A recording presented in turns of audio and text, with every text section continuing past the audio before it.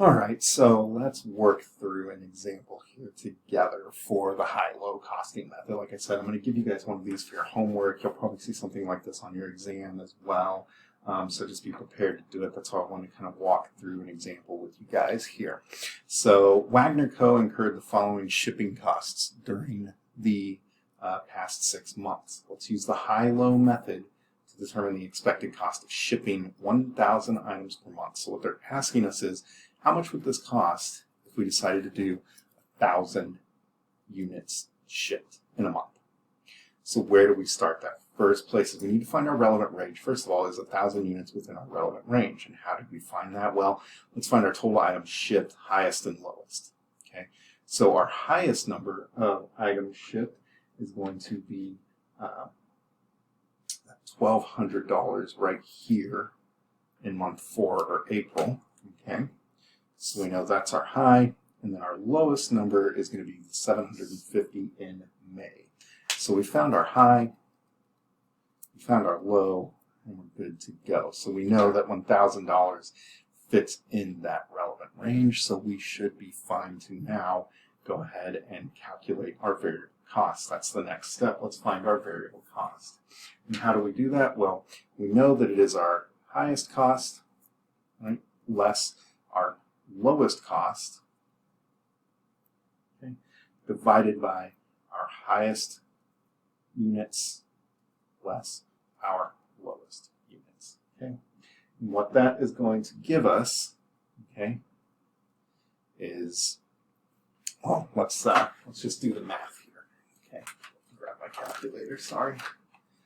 So we've got 940. Less 625, it's going to give us 315 divided by 1200 minus 750 gives us 450. So you have 315 divided by 450, and that's going to give us 0.70 or 70 cents per unit, right? This is our variable cost per unit. So now we know our variable cost per unit. Now we can find our fixed cost. So we know, right, that we're going to take our lowest amount here. We know that it equals our fixed cost plus our variable cost per unit times our lowest producing unit. So we're using our lowest, our total cost for our lowest shipping costs and our total units for our lowest total units there to find this FC.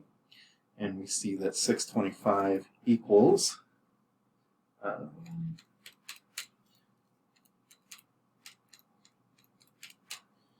5 FC plus $525. So how do we find that? Well, we see that $100 equals your fixed cost.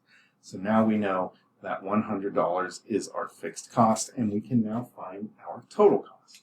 And how do we find our total cost? Well, it's our fixed cost plus our variable cost per unit times the level of activity that we desire. Right now, we know that's 1,000, right? So let's see that. Okay, so we know it's 1,000 units that we're wanting to produce. What is our total cost going to be? Well, it's 100 plus 0.7 times 1,000. That's an easy one. That's $700, right? So 100 plus 700 is $800. We now know that we are estimating, remember this is an estimate, okay? We are estimating that our total cost for shipping 1,000 units would be $800 for the month, okay? Now remember, it's only relevant or only valid because it fell within that relevant range. So if you have any questions about how we did this, why we did this, please feel free to contact me. I am more than happy to discuss it.